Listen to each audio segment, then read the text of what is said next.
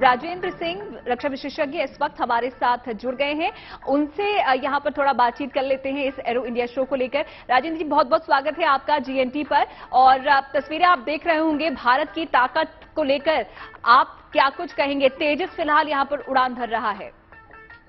Ji, this is a big breakthrough as far as India is concern.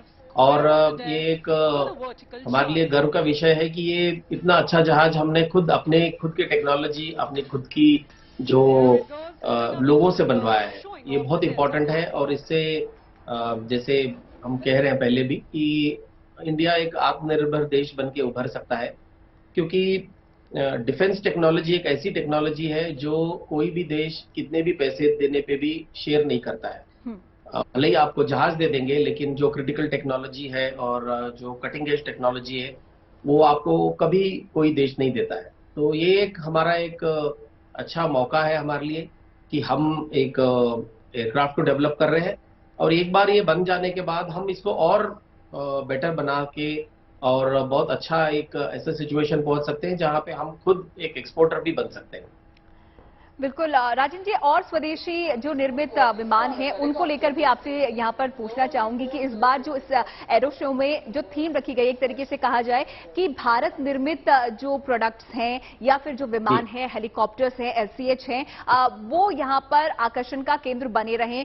तमाम तरीके के defence ministers अलग अलग देशों से यहां पर उसमें शामिल हो रहे हैं।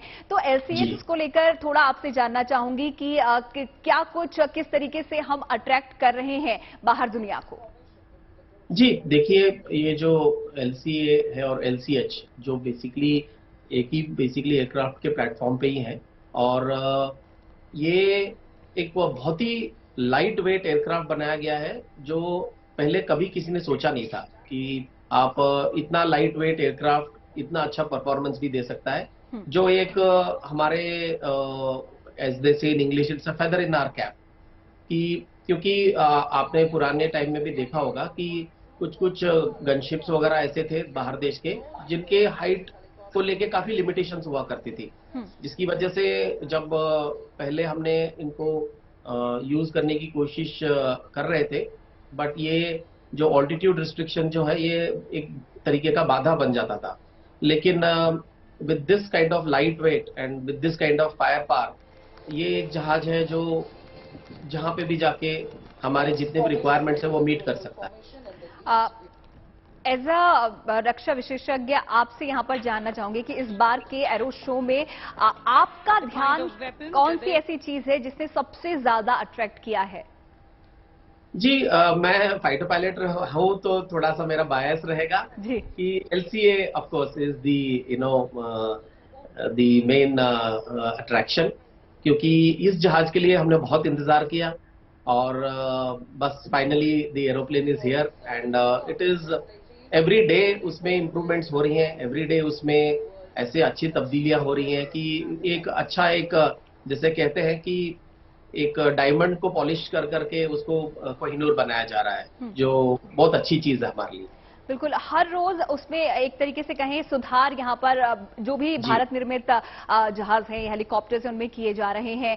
तेजस को लेकर थोड़ा जानना चाहूंगी, क्योंकि देखा जिसने भी देखा वो देखता ही रह गया। प्रधानमंत्री भी हम तस्वीरें देख रहे थे कि जिस तरीके के करतब तेजस कर रहा था, मतलब पलक झपकते ही वो कहां से कहां गायब हो जा रहा है। इसको लेकर थोड़ा बताएं कि तेजस जिस तरीके से सुपरसोनिक जिसे कहा जाता है, क्या कहेंगे? दर्शकों को थोड़ा समझाने की कोशिश कीजिए इस विमान के बारे में। जी देखिए, अगर आप विशेषज्ञ का मेरे को नाम दे रहे हैं तो मैं थोड़ा सा एज अ विशेषज्ञ ही बोलना चाहूंगा कि देखिए ये जो करतब है ये बहुत अच्छी चीज है देखने के लिए, बट इससे इम्पोर्टेंट होता है कि उस एयरक्राफ्ट के अंदर क्या सेंसर्स फिटेड है और क्या वेपन्स फिटेड है।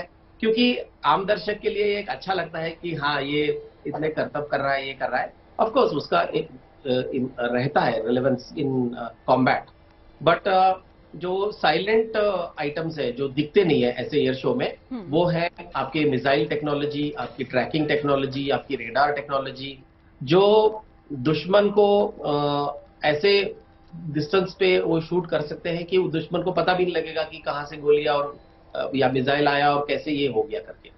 सो इन अ वे मैं ये कहूंगा कि हाँ, कर्तव्य के बारे में आप अच्छा कह रही हैं, वो अच्छी बात है। हम उसको अच्छे से we also feel proud, but beyond that there is more to Tejas than what you see. ये जो मनूवर्स देख रहे हैं, इससे भी ज्यादा उसके अंदर कुछ क्षमताएं हैं उन जो मैं क्षमताओं के बारे में ज्यादा ही डिक्लेयर आपसे नहीं कर पाऊँ। थोड़ा थोड़ा बहुत यहाँ पर अगर आप बता दें राजेंद्र जी, इन क्षमताओं के बारे में, किसके बारे में? तेजस की क्षमताओं के बारे में, किन किन चीजों हाँ, से ऐसे ये क्षमताओं लैस के है, बारे इसके में स्पीड को लेकर क्या है, और वेट को लेकर थोड़ी जानकारी अगर आप दे पाए तो। जी देखिए, ये एक हमें पहले से ही रिक्वायरमेंट था हम्म। कि हमें सुपरसोनिक जहाज चाहिए, लेकिन वो लाइट वेट होना चाहिए और इजी टू प्रोड्यूस होना चाहिए। तो ये एक बड़ा डिफिकल्ट प्रोपोजिशन हो जाता है, क्योंकि जब भी आप किसी भी एयरक्राफ्ट को मल्टी रोल बनाना चाहते हैं, तो आपको मल्टी लेवल ऑफ सेंसर्स रखना पड़ता है। जैसे फॉर एग्जांपल, जब पहले जमाने में होते थे जहाज, कुछ जहाज होते थे जो बॉम्बर होते थे, जो सिर्फ बॉम्ब लेकर के जाके बॉम्बिंग करके आ जाते थे। कुछ जहाज होते थे जो फाइटर होते थे, जो सिर्फ दूसरे जहाजों को मार सकते थे। लेकिन तेजस एक ऐसा जहाज है, ये दोनों काम कर सकता है। कि ये आप चाहो तो इसके अंदर बॉम्ब डाल के आप दुश्मन के इलाके में जाके बॉम्ब डाल के भी आ सकते हैं, और दुश्मन का एयरक्राफ्ट इधर आ गया तो उसको भी आप मार सकते हैं।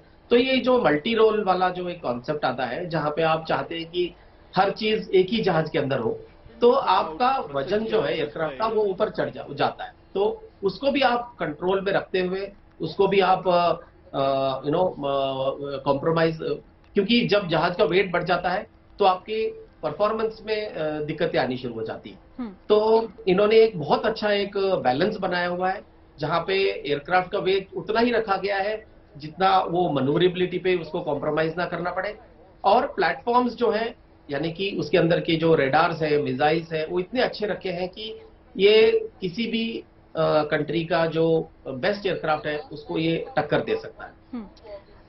अब एक और सवाल, इन इन कुछ सालों में हमने देखा है कि डिफेंस सेक्टर में सरकार की तरफ से काफी ध्यान दिया जा रहा है, काफी सारे नए नए इनोवेशंस हम देख रहे हैं, जिससे हमारी सेना मजबूत हो रही है। तो आपने इन कुछ सालों में क्या क्या रिफॉर्म्स देखे हैं, क्या क्या बदलाव देखे हैं, और इस वक्त जो हमारी सेना की जो स्थिति है उसको लेकर आप क्या कहना चाहेंगे?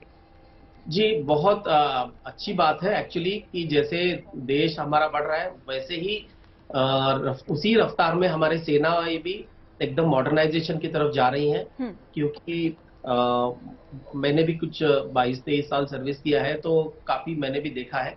तो इन सालों में जो हमारा जो एडवांसमेंट है वो बहुत अच्छा रहा है।